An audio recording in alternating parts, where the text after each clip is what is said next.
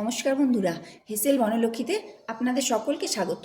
আমি আজ সিমের এক রেসিপি বানাবো, আর এর জন্য আমি 250 গ্রাম সিম খুব ভালো করে ধুয়ে নিয়েছি। এখন সিমগুলো আমি দু সাইড থেকে কেটে নিয়ে সিমের এই শিরাটা বাদ দিয়ে দিচ্ছি। এটা একটা সহজ এক রেসিপি, আর এই রেসিপি আপনারা কে কে খেয়েছেন প্লিজ একটু কমেন্ট করে জানাবেন। আর যারা এখন অবধি এই সিমের রেসিপি খাননি তারা একদিন অন্তত শুকনো ভাতে এই সিমের রেসিপি খেয়ে দেখুন। গরম গরম শুকনো ভাতে খেতে কিন্তু খুব ভালো লাগবে। এখন এই সিমের সুতোগুলো ছাড়িয়ে নিচ্ছি দু সাইড থেকে, আর এই সামনের এবং পিছনের অংশ বাদ দিয়ে নিচ্ছি। এটা গরম ভাতে খেতে কিন্তু বেশ ভালো লাগে। কড়াইয়ে জল গরম করতে দিয়েছি, জলটা ফুটতে লেগেছে।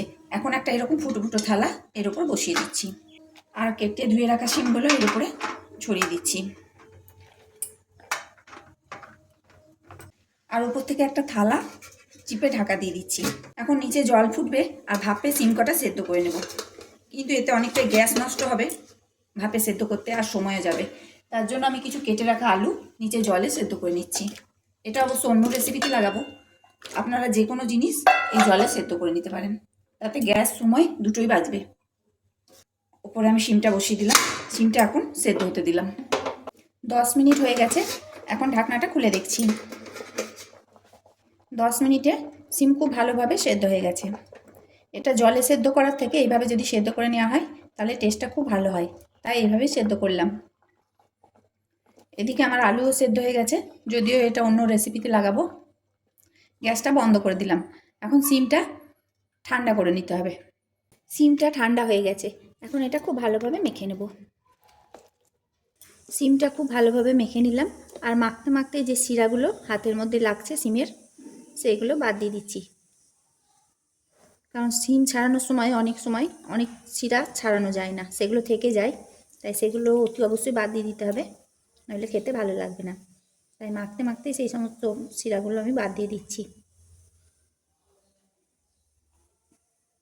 এখন এর মধ্যে দিচ্ছি পরিমাণ মতো লবণ, দিয়ে দিচ্ছি কাঁচা সর্ষের তেল। তেলটা অবশ্যই সর্ষের তেল দিতে হবে এবং কাঁচা দিতে হবে। দিচ্ছি লঙ্কা কুচি, এটা ঝাল আপনারা যেমন খাবেন সেই রকম পরিমাণেই ঝাল দেবেন।